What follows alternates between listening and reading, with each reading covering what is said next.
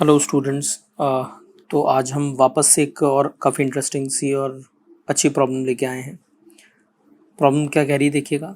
A regular hexagon stands with one side on the ground and a particle projected so as to graze its four upper vertices, then find the H max of the projectile from ground level and time of flight. तो question में क्या कह रहे हैं हमसे, question में कह रहे हैं इस तरीके से एक हेक्सागन है हमारे पास, रेगुलर हेक्सागन है जिसकी साइड लेंथ ए दी हुई है हमें, और इस हेक्सागन पर हम एक पार्टिकल को प्रोजेक्ट कर रहे हैं किसी स्पीड u से एंगल थीटा पर। ये पार्टिकल इन चार ऊपर वाले कॉर्नर्स को टच करता है, इन चारों पॉइंट्स को टच करता है, टच करता हुआ इधर गिर जाता है। तो इस ट्रेजेक्ट्री के लिए हमें एक तो टाइम ऑफ फ्लाइट पता करना है और पार्टिकल की एच मैक्स पता करनी है ग्राउंड लेवल से, ये वाली हाइट पता करनी है, right.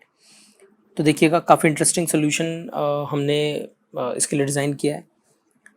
I hope you'll enjoy the solution of this question. The concept is very simple, based on simple kinematics that we already know.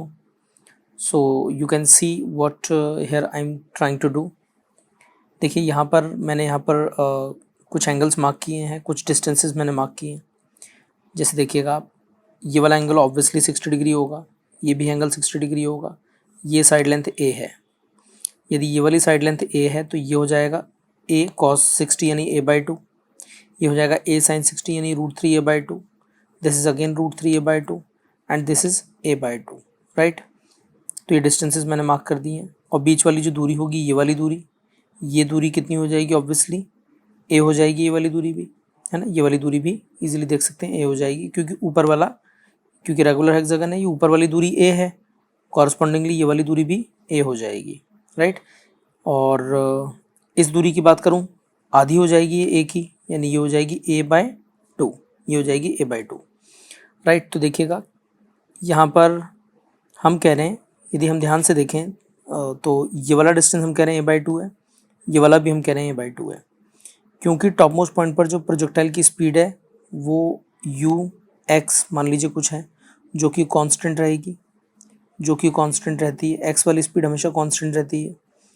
क्योंकि एक्स वाली स्पीड कांस्टेंट रहती है तो ये वाली ए बाई 2 दूरी तय करने के लिए जो टाइम लगेगा पार्टिकल को, और ये वाली ए बाई 2 दूरी तय करने में जो पार्टिकल को टाइम लगेगा, वो दोनों टाइम बराबर होंगे। यदि ये वाला टाइम टी नॉट बोल रहे हैं तो ये वाला भी जो टाइम होगा पार्टिकल को डिस्टेंस कवर करने के लिए, ये वाला टाइम भी टी नॉट ही होगा। बात समझ रहे हैं आप मेरी, क्या कह रहा हूँ। यहाँ से यहाँ तक पहुँचने के लिए जो टाइम लग रहा है वो टी नॉट है, और यहाँ से यहाँ तक पहुँचने के लिए भी जो टाइम लग रहा है लेट्स से, वो भी टी नॉट ही होने वाला है, क्योंकि दोनों एक्स वाली दूरियाँ ए बाई 2 और ए बाई 2 हैं।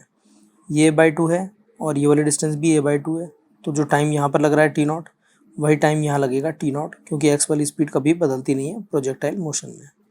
तो हमने यहाँ पर ये लिखा है, इन पॉइंट्स को मार्क किया है। ये वाला पॉइंट है ओ, ए, बी पॉइंट और बॉटम वाला सी पॉइंट। तो ओ से ए तक में टाइम टी नॉट लग रहा है, ए से बी में टाइम टी नॉट लग रहा है, ओ से ए में टाइम टी नॉट लग रहा है, ए से बी में टाइम टी नॉट लग रहा है। और हम जानते हैं यदि एक्सेलरेशन कांस्टेंट होता है, एक्सेलरेशन कांस्टेंट होता है तो जो डिस्टेंस होगी वो कॉरस्पॉन्डिंग इक्वल टाइम इंटरवल्स में 1:3:5 के रेशो में ट्रैवल होती है। हम जानते हैं वाई वाले डायरेक्शन में यहाँ पर ग्रेविटी लग रही है, वाई वाले डायरेक्शन में ग्रेविटी लग रही है जो कि कांस्टेंट है। तो वाई वाली डायरेक्शन में जो दूरियां तय होंगी पहले टी नॉट टाइम में और अगले टी नॉट टाइम में और उसके बाद वाले टी नॉट टाइम में, वो इस रेशो में होंगी। तो इसलिए मैंने ओ से लेकर ए तक, ओ से लेकर ए तक जो पार्टिकल की वाई डायरेक्शन वाली डिस्टेंस है, यानी ये वाली डिस्टेंस, और फिर ए से लेकर बी तक की पार्टिकल की ये वाली डिस्टेंस y1 और ये y2 का रेशो जो होगा, वो 1:3 के रेशो में होगा, ये वाली डिस्टेंस 1:3 के रेशो में होगी। तो ओ से ए तक की y वाली दूरी, ए से बी तक की y वाली दूरी, जो कि मुझे पता भी है पहले से ही, देख सकते हैं बगल में लिखा हुआ है √3 a बाई 2 है। ये दूरियाँ d और ये वाली दूरी √3 a बाई 2, ये 1:3 के रेशो में ट्रैवल होंगी।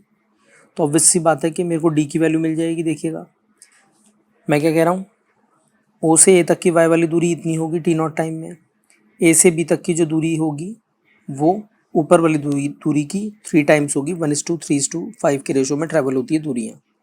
और ये वाली डिस्टेंस मुझे पहले से ही ज्योमेट्री से पता है, √3 a बाई 2 है, देख सकते हैं आप। ये वाली डिस्टेंस जो है मुझे पहले से ही पता है √3 a बाई 2 है। और इसका रेशो मुझे पता है 1:3 होना है, और ये वाली दूरी मुझे पता है, तो हम लिख देते हैं यहाँ पर, देखिएगा आप easily, S in y direction from O to A will be 1/3 of √3a/2। मैं यहाँ पर एक बार दोबारा लिख देता हूँ आपके लिए, देखिएगा, SY O to A SY A to B will be in this ratio 1:3, and this is, let's say, x upon, या कुछ भी बोल देते हैं, और हम इसको r बोल देते हैं, r upon √3a/2 है ये। तो क्या r की वैल्यू निकल सकती है? r की वैल्यू निकल सकती है, r क्या है? o से a तक की y वाली दूरी है, o से a तक की y वाली दूरी a/2 √3 हमारे पास आ गई। और o से b तक की तो हमें पता ही है, o से b तक की हमें पता है पहले से, देख सकते हैं आप,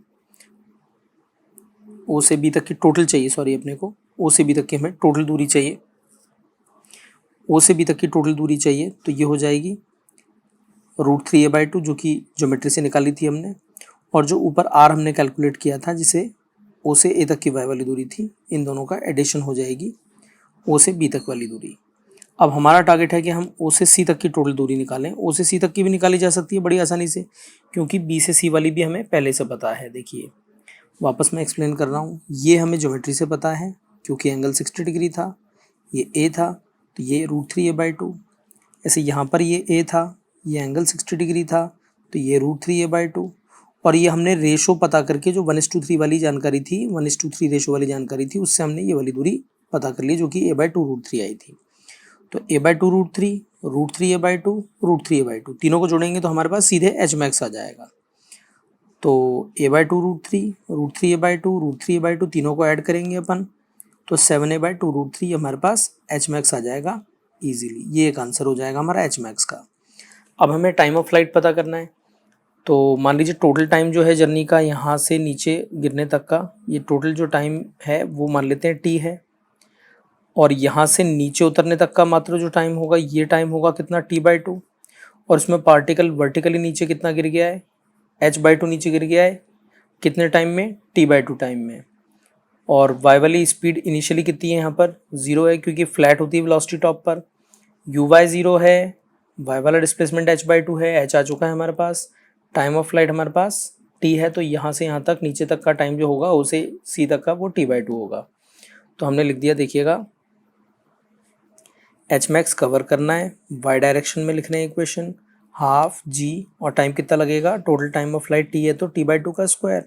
सिंप्लीफाई करेंगे, t की वैल्यू आ जाएगी 8 टाइम्स Hmax/g, और Hmax की वैल्यू हमने निकाली रखी, यहाँ पुट करेंगे तो 28a/√3g का होल रूट, ये हमारे पास टाइम ऑफ फ्लाइट के रूप में आंसर आ जाएगा। आई होप मेरा पॉइंट क्लियर है। तो काफ़ी इंटरेस्टिंग क्वेश्चन था, काफ़ी इजी काइनेमेटिक्स बेस्ड सोल्यूशन था, कुछ खास प्रोजेक्टाइल का डेटा हमने इसमें यूज़ नहीं लिया, राइट। तो I hope you enjoyed the problem. If you really like the problem and the solutions that we are taking up for you, then do subscribe our channel, share our videos, like our videos, and if you have any queries, then you can also comment. And if you have some really nice alternative approach to the solution of these questions, then also you can write to us in comment box. We'll try to answer your questions as much as possible. Thank you.